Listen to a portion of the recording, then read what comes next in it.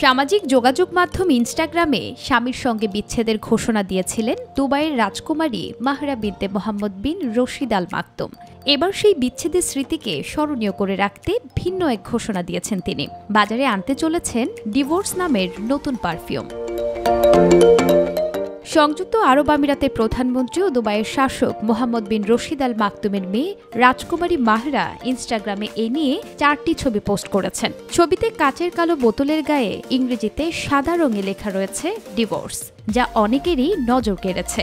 এর আগে তার নিজস্ব পারফিউম ব্র্যান্ড কোম্পানি মাহরা M1 এর ইনস্টাগ্রামেও শিগগিরই আসছে ক্যাপশনে একটি ছবি পোস্ট করা হয়। তবে এই পারফিউমের ঘ্রাণ কেমন হবে সে বিষয়ে এখনো পর্যন্ত কোনো তথ্য প্রকাশ করা হয়নি। অনেকেই ধারণা করছেন মুক্তির অবাধ আনন্দে মাতাল হওয়ার মতো ঘ্রাণ হতে পারে নতুন এই পারফিউমের।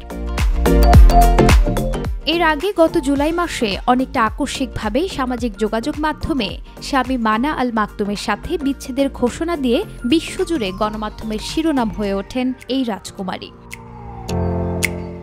নুসরাত শারমিন, মাই টিভি নিউজ।